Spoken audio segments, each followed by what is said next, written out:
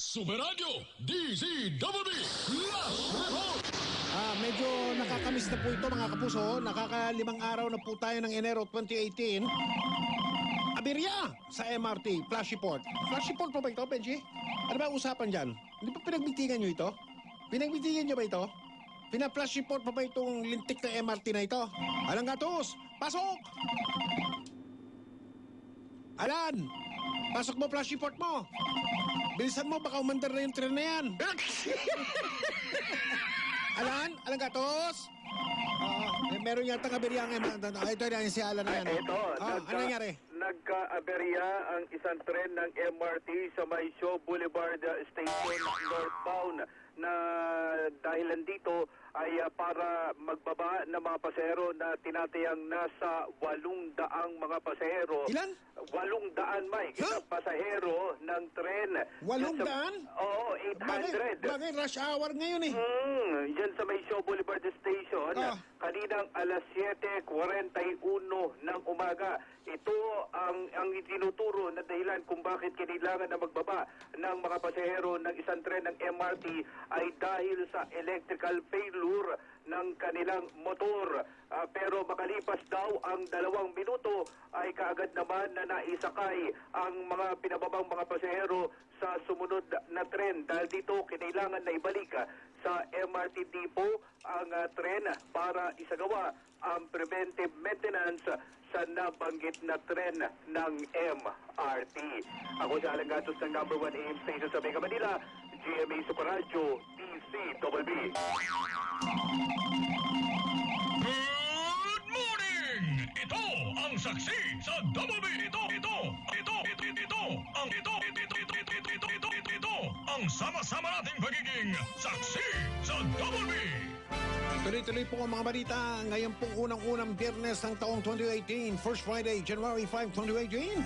Alas 8:27 mga kapuso. Puspusa na po talaga. Wala ng patid, wala ng puktat ang paghahanda para sa papalapit na at papalapit. Hindi na po mapipigilan ito. Traslasyon 2018. Lunes, ang imahen ng itim na Nazareno nasa Luneta para sa pahalik.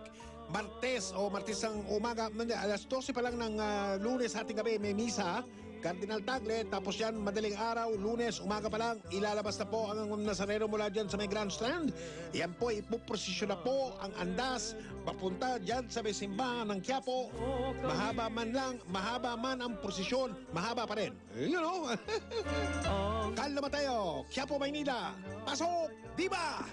Viva, viva, viva, viva, Senyor Nazareno. Ngayon pa naman ay nagpapasalamat sa itong Technical Working Committee Pablo Ana Minor Basilic of the Black Nazarene sa 24 oras na pagbabantay ng pulisya para sa Traslasyon 2018. Matapos ang bisa na pinangunahan ni Monsignor Ding Coronel, inikot mismo ni Monsignor Coronel ang lapas nitong simbahan upang kumustahin ang mga devoto at hindi rin nakalimutan na pasalamatan ni Monsignor Coronel ang mga polis na nasa PCP Plaza Miranda nitong Manila Police District.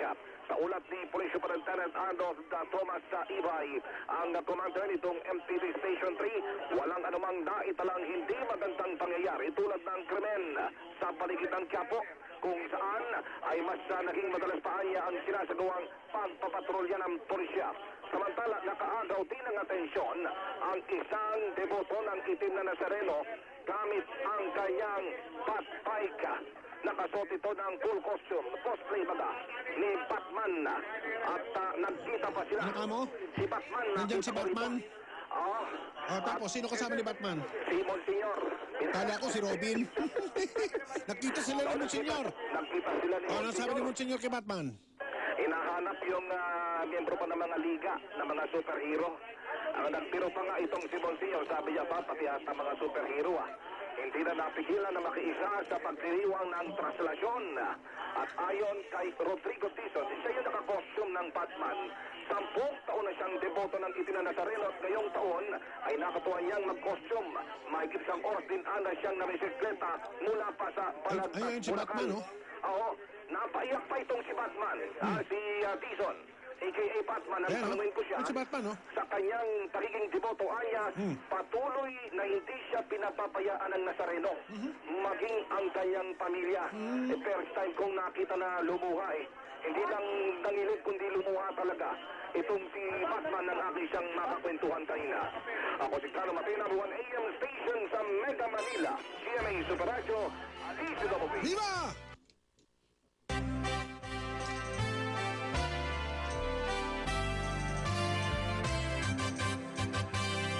Nuestro Padre Jesús Nazareno. Natatandaan niyo pa po yung malagim na trahedya po ng mga nag-field trip ng mga estudyante sa Tanay yun, ano? Sa Tanay. Oo, yung na-aksidente po yung bus, may mga namatay na mga estudyante ron. O pagkatapos doon, pinagbawal muna ng Department of Education yung mga field trip, mga kapuso. May panibagong balita po tayo tungkol sa mga field trip na yan ng mga iba't ibang mga eskwela. Tsaka yung mga tinatawag na mga out-of-school activity. Mga magulang, mga estudyante, mga guro, mga administrador ng mga paaralan. Pakinggan niyo po itong balitang ito ni Rod Vega mula sa Department of Education o DepEd. Alas 8:31 ang ating oras. 8:31, Rod Vega, pasok! Nagpalabas, Mike, ng bagong memorandum ang Department of Education ukol sa mga field trips, mga camping at mga out-of-campus activities ng mga pribado at mga pampublikong paaralan na sakop ng kagawaran. Ayon kay Department of Education Undersecretary Tonisito Mali, sa ilalim ng DepEd Memorandum Order 66, dapat isinasama na sa Annual Improvement Plan o taunang mga plano ng mga paaralan ng mga field trips at out-of-campus activities gaya ng campings. Kailangang aprobado din ito ng division heads ng DepEd at may pahintulot ng mga magulang ang lahat ng out-of-school activities at kasama sa pagpaplano ang mga guardians at mga magulang. Sa ilalim din ng memo, hindi absuelto ang mga school heads sakaling magkaroon ng aksidente sa mga school activities sa labas ng paaralan. Dapat din mayroong certification mula sa Land Transportation Office ang gagamiting bus sa field trip at ang sasakyan ay hindi dapat 10 taon ang edad. Paniumali dapat hindi magbigay ng special projects sa mga mag-aaral o special exam doon sa mga hindi makakasama sa field trips at hindi dapat sapilitan ang pagisingil sa gastos sa field trip. Ang gastusin naman dito naman sa mga out-of-campus activities sa field trips ay maaaring sagutin ng DepEd o ipa-sponsor na lamang sa pamagitan nito na makakatiyak na ligtas at makatwira ng mga field trips ngayong taon at mga out-of-school activities ng mga eskwelahan. Rod, dyan sa panuntunan na yan ng DepEd, malinaw ba dyan kung sino ang sasagot pag sa gastos ng mga kung may masasaktan o mamamatay? Wag naman sana, Rod Vega. At kung may mangyayari sa mga bata, dyan sa mga school, sa mga field trip, saka sa mga tinatawag na out-of-school activity, dapat malinaw para wala nang turuan, hintayan, sisihan, turuan. Alam mo yun, Rod, tanungan. Di ba? Dapat malinaw. Pag may nangyari sa mga bata, ang sasagot ay si ganito. Eskwelahan man yan o kung sino man yan. Wala bang ganoon, Rod? Ang binabanggit sa memo, Mike, ayon kay Yusek Tony Umali, na hindi ligtas sa anumang pananagutan yung mga eskwelahan, yung mga school heads. Pero hindi malinaw nakasaad na pag may nasaktang bata sa isang aktibidad ng eskwela, automatic ang sasagot yan yung eskwela. Wala nang tanong-tanong. Walang ganong Patay tayo sa dyan. memo. Patay tayo dyan. Turuan pa rin yan. Ang sinasabi ng DepEd, ang sinasabi ng DepEd, itong mga field trips ngayon, kinakailangan every year ay nasa plano na, taunang annual activities ng nasabing eskwelahan at kinakailangan kung hindi kaya ng magulang yung gastos ay ang eskwelahan ang gagastos. At ito pa, kinakailangan related doon naman sa asignatura yung field trips na yan. Kung pamamasyal lamang sa mall, isasama sa out-of-school activities. Ako si Rod Vega. Okay, nagpipick trip yung signal ni Rod Vega, mga kapatid. Oras po natin, alas 8:30. May magandang text dito kaming natanggap mula kay Mang June. 5922 ang uling apat na numero ng kanyang cellphone. Tukol to doon sa balita namin kanina na yung kumpanyang Sanofi Pasteur pinagmulta ng 100,000 piso lang dahil sa paglabag nila sa mga patuntunan ng FDA Food and Drug Administration dahil dyan po sa bakulang Dengvaxia na mas nakasasama pala. Bakuna yan laban sa dengue para hindi magka-dengue.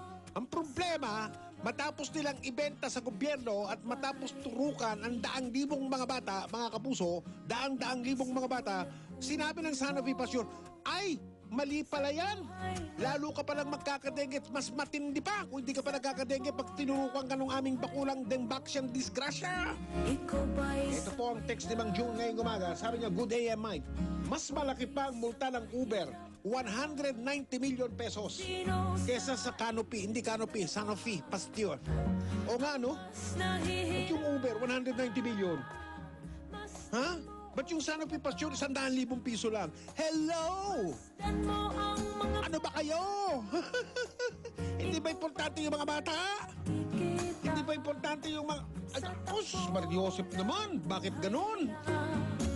Masdan mo ang mga bata. Alam ba ni Duterte yan? Ang buhay ay hawak nila. Yung Uber, pinagmulta at nagbayad ng 190 million pesos. Di ba yung Uber? Di ba, Benji? Pinalita natin yun. Kinover pa natin yun. Ikaw ba? Pero yung Sanofi Pasteur, 100,000 piso? Anak ka naman talaga. Yung gumawa ng disgrasya, timbak siya. Wow, ah. Salamat, Mang June, sa iyong pananaw na grabe. Ay naguguluhan. Tayo ay naglalakbay. Si Glyza de Castro po itong maawit na ito. Natin ang buhay. Ngunit ang maging bata ba'y tulay. Tungo sa hanap nating buhay.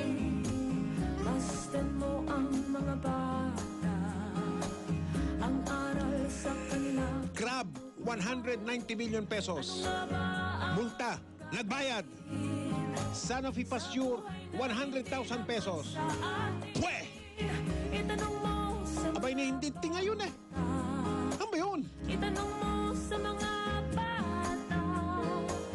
Ba't ganun? Nico, Nakikita tawagan mo nga yung sino ba?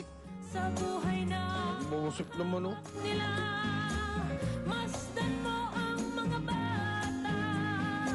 Silang tunay na pinagpala. Kaya dapat nating pahalagahan. Dapat din kayang pag-inggitan. Masdan mo ang mga bata. Ay, hindi ba importante yung mga bata? Masdan mo Ah, ang mga bata. ano eh? Ikaw ba'y walang nakikita sa takbo ng buhay nila? Masdan mo ang mga bata. Iba't ibang parte po ng Pilipinas ang talagang tinamaan po nitong sunod-sunod na mga bagyo, Urduha, Vinta at Agaton. Oo, dyan po sa Kabikulan, Catanduanes at Camarines Sur, pati pala sa Zamboanga del Norte. Ang Philippine Red Cross nagpadala po ng kanilang team o mga tao dyan sa Zamboanga del Norte kaugnay nung nagdaang bagyong Vinta po ito mga kapuso. Mang de la Cruz, pasok!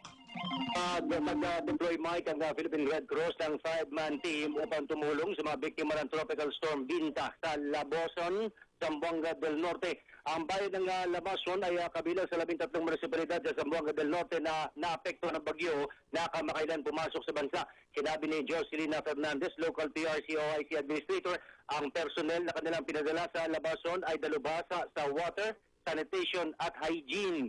Ang team ay equipped ng mobile water treatment unit upang magbigay ng potable water sa mga pamilyang lubang na apektuhan at nawala ng tirahan dahil sa Tropical Storm Binta. Nagpadala rin sila ng isang PRC volunteer upang tumulong sa pagbibigay ng psychosocial intervention sa typhoon-displaced families sa bayan ng Gutalak, isang kalapit na bayan ng Labason. Bukod sa Labason at Gutalak, kabilang sa mga apektadong lugar sa Zamboanga del Norte, ang mga bayan ng Katipunan, Sergio Osmeña, Dipolog City, Talug, Siocon, Sibuco, Leon Postigo, Godod, Liloy, Siraway at Baligin. Una na ngayon niulat ng DSWD na umaabot sa mahigit 20,000 pamilya na binubuo ng 94,800 na individual ang lubang na apektuhan ng bagyo sa lalawigan ng Zamboanga del Norte. Ako si Mau de la Cruz ng number 1 AM station sa Mega Manila, GMA Super Radio, DZWD. Ang sama-sama ito.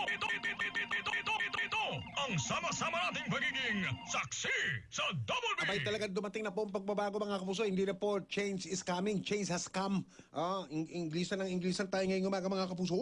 Ang bagong all new po ito, Speed Detergent Powder. Ito po yung, hindi sa totoo lang, apat na klase ito. Pero po, ito po, kasi ito yata yung ginamit sa kubrikama namin eh. Meron pang gumagamit ng katagang kubrikama. O mga kapuso, kaya matutulog ka, amoy mo yung kalamansi, sarap. Sarap ng tulog. O mga kapuso eh. Ito po yung all new Speed Kalamansi. Ang amoy ng sariyo, ay nako, ang bango ng kalamansi, tumatagal. At ito po babad. Ang Speed Kalamansi, ito po yung kalamansi. May fabric conditioner. Lahat ng Speed may fabric conditioner. O mga kapuso. Ito po ay para pag yung damit nyo may matinding mancha, ito gamitin niyo. Yung Speed Kalamansi. Pangtanggal po ng matinding mancha para sa amoy na tumatagal. Tapos, meron, ang ganda ng Speed, dami nyo mapagpipilian. Maapat yata itong Sunflower Burst. Ito po ang halimuyak at bango ng sariwang bulaklak. Grabe! Ang bango po ng Speed, maganda eh. Tumatagal ang kapit sa damit, yung amoy mabango at amoy sariwa nung damit ninyo. Ganda tuloy ng pakiramdam nyo buong araw mga kapuso. Speed, bago na Speed Detergent Powder. Bagong timpla, bagong formula mga kapuso. Na may fabric conditioner. Tandaan po mga kapuso, meron tayong Speed Kalamansi at meron tayong Speed Sunflower Burst mga kapuso. Tingnan nyo, pati pakete binago. Ganda, tingin pa lang, itsura pa lang mga kapuso, ang ganda eh. Sunflower Kalamansi at Sunflower Burst mga kapuso. Sandali lang po, meron po tayong flash report. Super Radio DZWB. Nako, ito na. Flash Report. Ito na po, taon-taon ito. Hindi nawawala ito mga kapuso eh. Diyan sa Quiapo, sa pista ng itim na Nazareno. Sa Martes pa yan, pero ngayon palang Biyernes. Kano naman tayo? Flash report, pasok! May bagyang nagkagulo sa pila ng pahalik dito sa simbahan ng Quiapo. Ilang minuto pa lamang ang nakalilipas. Ito'y matapos ng sumalakay ilang mandarukot at ay mga planong biktimahin ng mga matiyagang nakapilang deboto ng itim na Nazareno dito sa area ng pahalik. Ito yung area mismo ng Quezon Boulevard. Yung bang dadaanan ka sa likod, dun sa pinakapinto sa likod. Hindi si Batman ang nakahuli sa dalawang manda, babae yung mga suspect, kundi ang isang miyembro ng Crime Watch na si Jesus Pretiban. Mga babae pa man din, yung suspect? Oo, tapos ang nakakuha rito yung miyembro ng Crime Watch. Ang Sino pangalan yung may niya, ID Jesus na yan? Jesus Pretiban. Yun ang pangalan ng Crime Watch. Oo, yun nagkataon pa man din, Yun ang Jesus, miyembro ng Crime tamang-tama. Watch. Si Jesus, nahuli yung mga nanloloko sa mga deboto ni Jesus. Nagkagulo, biglang nagulo yung pila nung nasa pa ng pila ito. May kilala akong Jesus pero matagal nang wala eh. Matagal nang wala. Si Jesus Enriquez Jr. Oo nga, Ang tatay namin. Oo nga pala, sumala nito, Sumala nito, Ay, sigurado nandun na yun. Siyang tuday. At ito nagkaroon pa ng habulan dito, subalit nahulog pa rin itong dalawang suspect sa pandurukot ng cellphone ng debotong si Christy Cortez. Ito'y senior citizen ng lungsod ng Pasay. Ayon kay Police Superintendent Arnold Tomasiba, yung station commander nitong MTD Station 3. Hawak nila ngayon ang dalawang suspect na si Rosetta Macato at Marilyn Oyong. Kapwa ito residente ng Gitwason, Quiapo, Maynila. At kanila itong iimbestigahan at ipagkaharap ng kaukulang kaso. Kanina lamang ay nag-report siya kay Monsignor Ting Coronel at sinasabing napakapayapa ng paligid. Walang mga untoward incident, pero makalipas nga ilang minuto ay bigla namang sumalakay itong mga manda. Patuloy ang panawagan ng MTD sa mga deboto na mag-ingat sa mga magnanakaw, salisi, mga mandurukot, mga mapagsamantala sa panahon ng Traslasyon 2018. Carlo, yung dalawang suspect na yan, magkamag-anak ba yan? Kasi magkahubig na yung Parang tsura eh. magkahawig, Mike Oo, parang magkahubig eh. Parang magkahawig. Ha? Oo eh. Parang magkapatid eh. Pero hindi ko Oo. na naitanong. Pero yan ngayon sila at ngayon inaalam pa ng polisya kung meron pa silang mga patapakat. Babae pa man din, Oo, babae pa man din.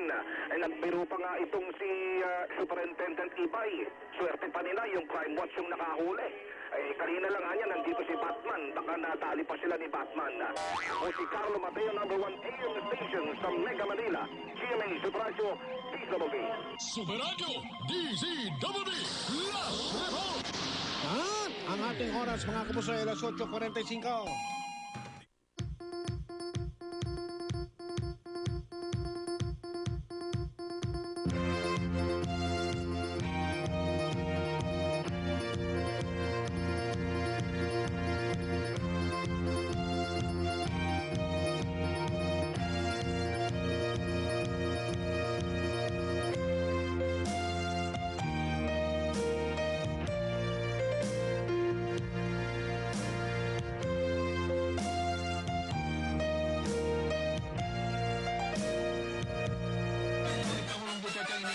Hindi natin tatantanan ang mga balita at mga komentaryo sa programang Saksi sa Double B.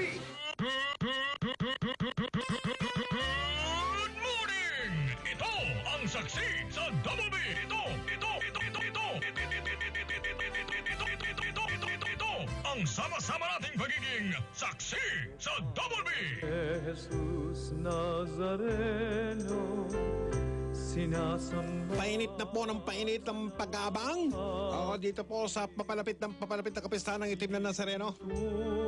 Mga kapuso, ay natama pa ngayon po ay unang-unang biyernes ng taong 2018. First Friday. Wow!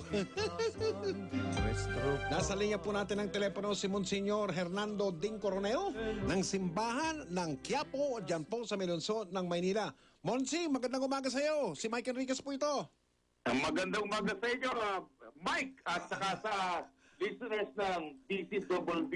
Opo, kanina po. 594, laging naka-alert DCWB. Ane pa, ha? Baka alam na alam, ha? Parang Gregorio. Lagi ko ipinapakinggan umaga. Aba, Habang pagkatapos sa bisa ko sa umaga, kaya memorize ko ng yung inyong kanta. Salamat Pati po, Monsi. action. Yung kanta namin, ginawa niyong Gregorian chant. Teka mo na, Monsi. Mabagal ang Gregorian dyan. Oo nga po eh. Opo. Kasi yung action song. Opo. Okay. Naka-rhyme. May pagkakaiba ba po kaming aasahan sa parating na pista ng Poon ngayong Martes o parehas pa rin ng mga nakarang taon? Monsenyor. Hello? Sandali, nagluloko po. Nagluloko po linya natin. Baka, ginajam na yata yung mga signal doon.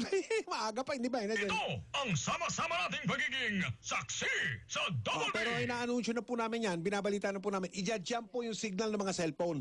1 kilometro yata sa paligid ng Poon kung saan man gumagalaw yung andas sa darating po na Lunes. Ito po, naibalik na po natin ang linya kay Monsignor Coronel. Mons?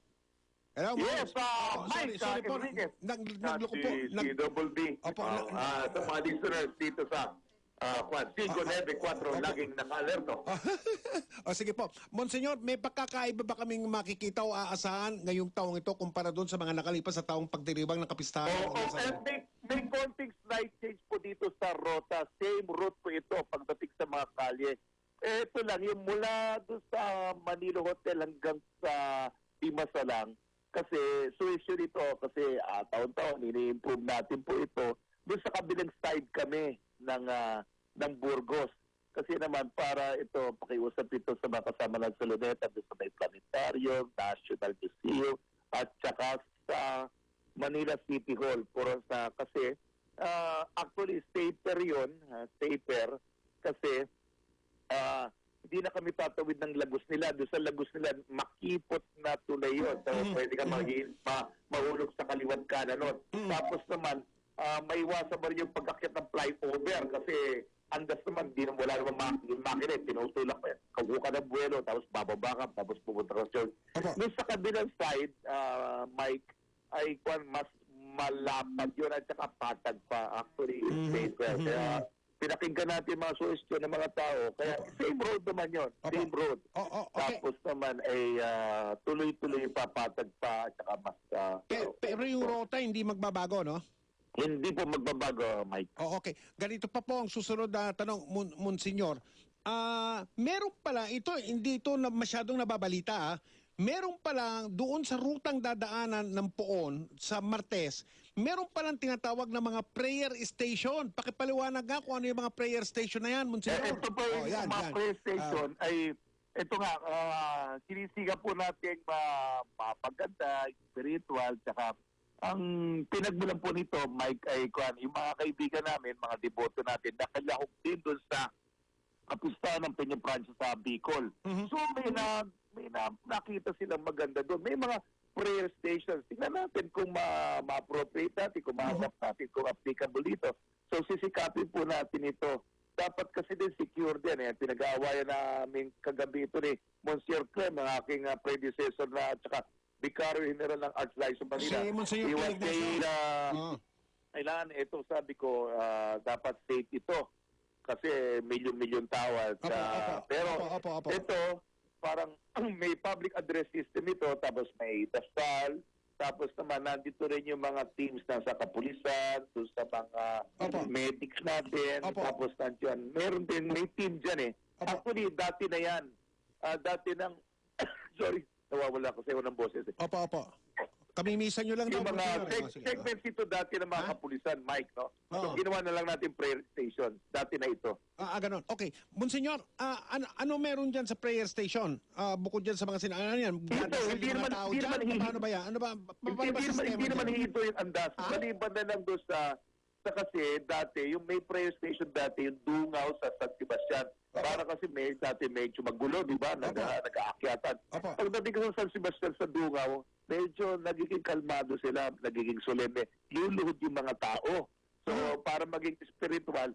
Ngayon, yung mga kaibigan natin, kasi sa gabi pa yun eh, gabing-gabi na sa San Sebastian. Sa Santa Cruz naman, yung mga kaibigan natin, mga Blessed Sacrament Fathers, sila Father Ransom dito, ganun din ang gagawin nila. So, meron silang yung stage nila within the church na yun. So may public address. So, may dasal. Habang dumadaan yung andas, paano luluhod? Yung malayo pala, kung nakikita nila yung andas dito, nagro-rosary na sila, tapos meron silang kanta ng Nuestro Padre Jesus Nazareno at saka yung Nobina. So yun ang format, no?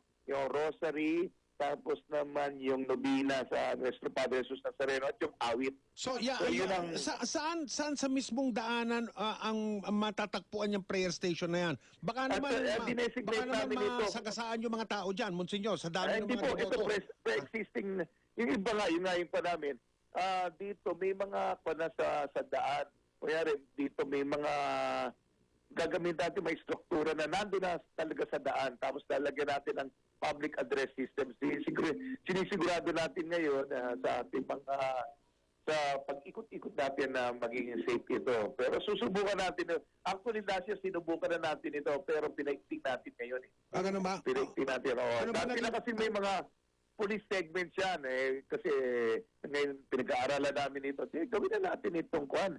Hindi lang police segments, kundi yung mga medic na rin. Tapos lagyan na rin natin ito ng mga seminarista. Mag-volunteer nito mga seminarians from the Agustinian Order dito sa Intramuros. Tapos naman kaibigan natin mga pari sa Sebastian, yung Dungaw. Kasi ganun yun eh. Yung Dungaw, ganun din parang prayer station. Gusto nila na napadami na eh. Tapos nag-volunteer naman ito sa maganda kasi, Brother Mike, kasi makikita mo yung agos ng tao dito sa Pamdiba. Kasi papasok ng plaza ng Santa Cruz yan eh.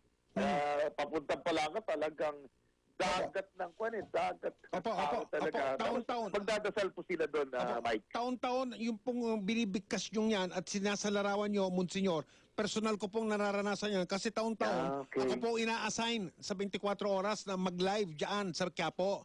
Kaya sabi nga ako kagabi ni Marisumali, tinanong ni Marisumali, sa Martes ba ikaw ulit sa Quiapo? Oo, sabi ko, pagkatapos ng bagong taon, tinoka na kaagad ako ng mga producer. Sabi nga, de bale, yan ang panata mo. So, trabaho na naging panata na, Monsignor. Pero anyway, Salamat, Mike.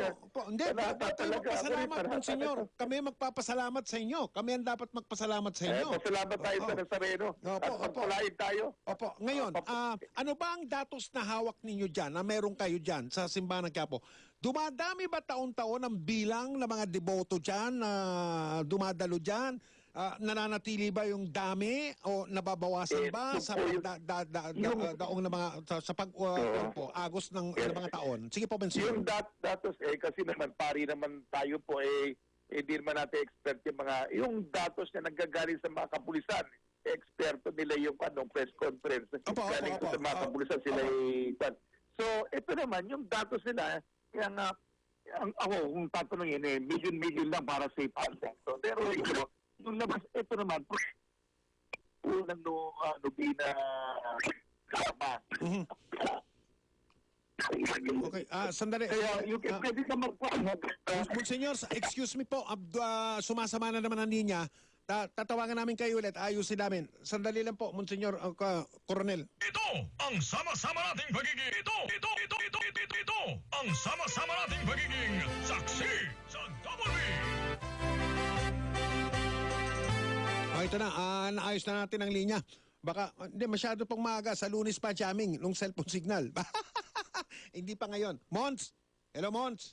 Mike, Pasensya na. DCBB. Sorry po, sumasama yung signal. Laging naka-alerto. Sige po. Ganito Kabisado ka na itong, bukod sa dami ng mga deboto, yung sandali lang po, may gumagapang dito sa harap ko. Ano ba ito? Si Ali Soto na pala ito. Braga, gabi, kala ko multo. Paano ba ito, Monsignor? Yung ikting, yung alab ng mga deboto sa taon-taon kasi nandyan ako. Parang patindi ng patindi, Monsignor. Kanina ako, ito first Friday dito, masikip na, naubusan kami nila bisang pakali ng mga hostya. Traffic. Normally hindi ako nakaubusan. Tapos umikot ako kanina, isang lane na lang na Quezon Boulevard. Oo nga po. Nakausap ko yung mga kapulisan dito doon sa Plaza Miranda. Sila Gutierrez, sila Alden, sila Colonel Iban, Colonel Pascual. Talagang nag-usap-usap kami na talagang maganda tayo kasi napakakapal ng tao. So, palagay namin, itong taon ito ay marami pang gusto sumama. Parang nararamdaman nila na okay na talagang makilahok pa. Kaya yung nararamdaman namin. Kaya yung nararamdaman ko kanina na umikot ako sa loob ng misa, yun naman, hindi ako naubusan ng kwan. Kami yung katabi kong day minister, naubusan din siya. Kaya humingi kami ng kwan. Mahaba pa yung pila.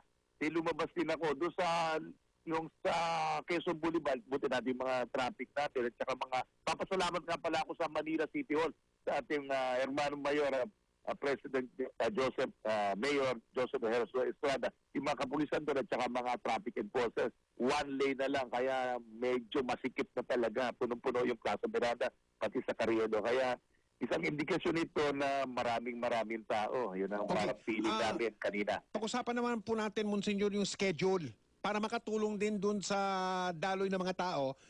Anong oras mag-uumpisa yung pahalik sa Luneta? Sa Lunes, Luneta, di ba? January 8. Lunes. Lunes ito.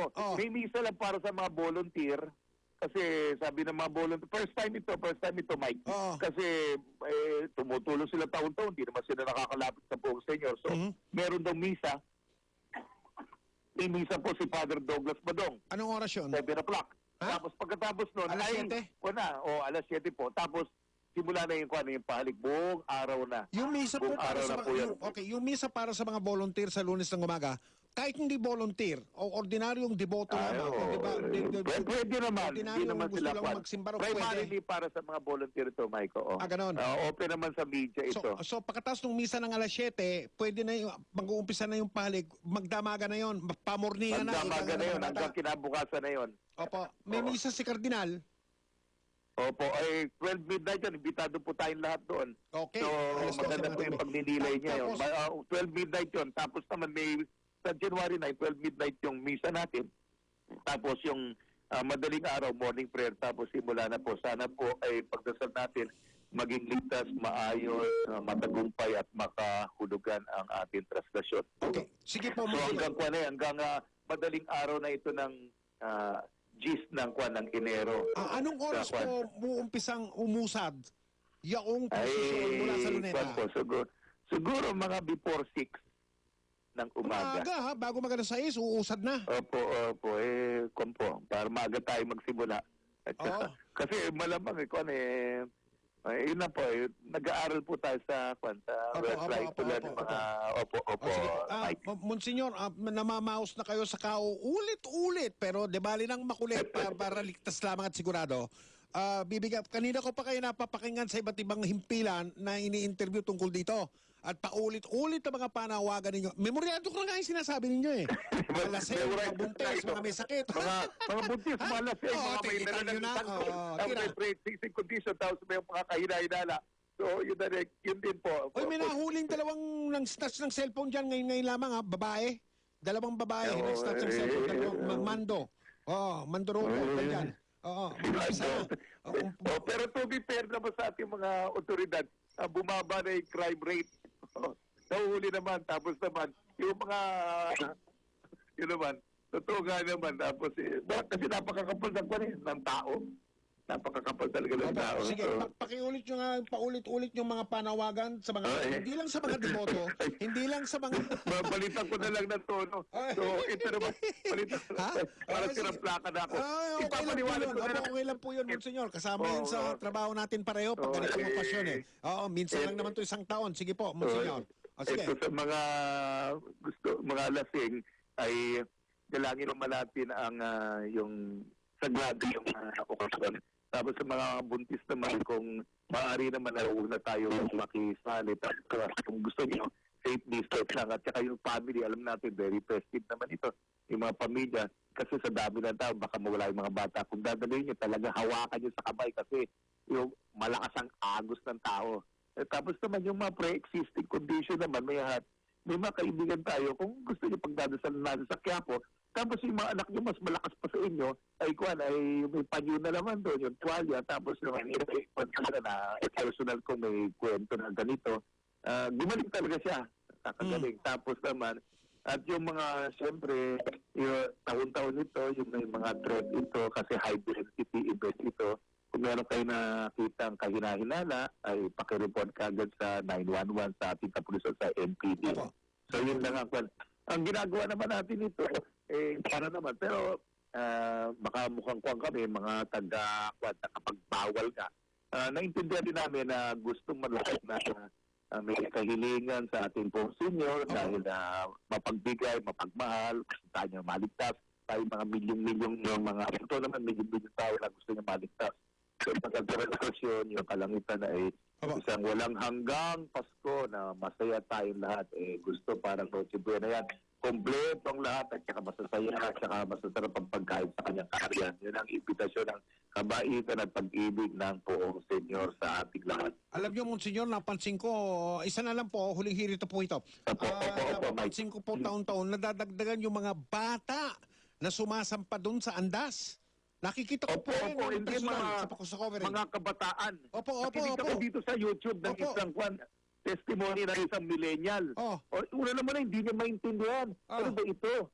Yung kabataan. Pero naintindihan na yun. Nakita niya yung ate niya na sumasampa. Tapos nakikita niya yung... Nasa YouTube ito. Yung kanyang salaysay, yung kwento niya. Ito nga, para sa kanila ito, yung mga kabataan, kasi pinapasa natin na ating pananampalataya. Kasi tradition ito, panahon pa ito ng Espanyol. Ano ba kinalaman ito? So, ito yung may testimony. Nakuha ko yung pangalan niya, nasa YouTube yun eh. Tapos, naging story na niya na nakakahawak sa salubid kasi nakita niya yung ate niya na napalapit doon. So, puno siya ng saya. Tapos, pagkahawak doon sa lubid, nagsimba sila sa Quiapo. Tapos, sinishare nila yung joy. Ito kasi, yung dito ko natutuwa, Mike eh. Kasi tayo, yung perspektibo natin, siyempre mag-cover, isang event, sila ayaw nilang tumigil yung kaligayahan sa hirap ng buhay. Ngayon lang sila naging masaya. So ito talagang ayaw nila, kung masaya ka, ayaw mong yung parang birthday mo. Ayaw mong matapos yung di ba? Gusto mo na, di mga kaibigan mo, huwag mo na kayo malis. Tayo, gusto nating matapos na, ligtas na, we go on to the next one, to the next story. Sila naman, iba pa rin yung pananaw nila. So gusto nila na, alam naman natin, mahirap ang buhay. Yung itong panahon ng kaligayahan, kasama yung senyor, talagang masaya sila. So nabibiyaan sila, punong-puno ng grasya. Yun ang nakakataba. Ito yung mga stories na talagang human interest na talagang, yun naman talagang ang essence ng traslasyon. Sige po, Monsignor, nagpapasalamat po kami sa walang Maraming sawa salamat, niyo. Mike. Pagsagot sa mga tanong ng mga media para mabigyan Si Double kalinawan. V, si Kunebe po. Laging nakalerto. Parang- Pinapakinggan ko kayo, umaga-umaga. Maraming salamat po. Alam niyo yung isang Maraming paring kaibigan namin dito, tawag niya sa sarili niya, Father 3M. Nandiyan pa ba kayo, Monsignor? Opo. Tawag niya sa sarili niya, Father 3M, ting umaga raw. 3M, 3 M. Misa, Mesa, at Mike. Naku, naloko na. 3M din pa pala kayo. 3M. Oo, Misa, Baka kasama na Mesa, ako at dyan. Mike. Baka si Father Mon Mirino yun. Si Father Von Merino, opo. Oo, nandun, sa San Felipe M Neri. yun, dalawang M yun eh. Mon Mirino. Opo. M, then 2M yun. DCMM. Sige po. Huwag natin yung kabilang stasyon yun. Okay lang po yun. Oo. Salamat po, Monsignor. Salamat. Salamat po. Ingat kayo dyan. Ingat. Si Thank you po, thank you. Monsignor Hernando Ding Coronel, Rector ng Minore Basilica ng Itim na Nazareno, dyan po sa may Quiapo, sa may Maynila. Salamat sa kapihan ni Igan sa aming almusal ngayong umaga, mga kapuso. Nazareno. Deboto ka ba? Deboto ka, di ba? Tiga-tundo ka, mga Debote. tundo. Hoy, masama Deboto. yun. Yung mga tiga-tundo, Tundo. deboto sila ng Santo Niño. Oo. Pagkatapos niya na magiging kuwan nila, ang mga Halos kapuso. ang daming replika ron. Ayan, Santo Niño. Santo Nazareno. Niño, Nazareno. Ayan, Ay, ayan, salamat. Kaperigan.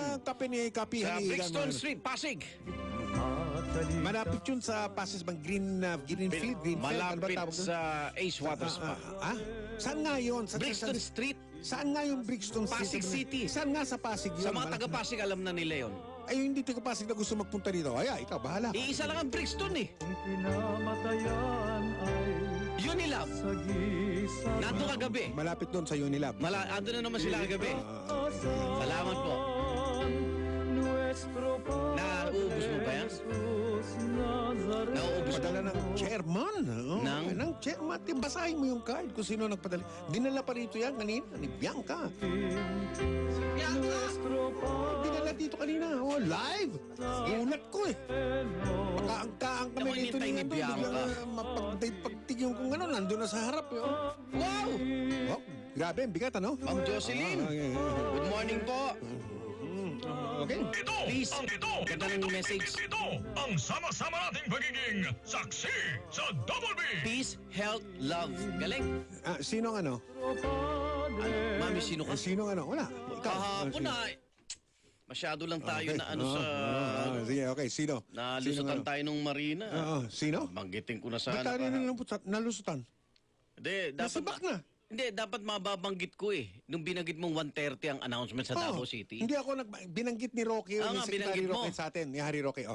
Di ba ano tayo sa ibang sino? Medyo nakapokus tayo doon. Oo. Mahirap matabunan din Oo, yun. yung dancer. At nakipag-ugnay na yung ambassador ng Israel. Tapos, May mga binalitan na natin kanina. May mga paliwanag na siya. Pa. Oo. Walkout lang pala, walkout. Anong walkout? Nag-walkout lang daw yung dalawa.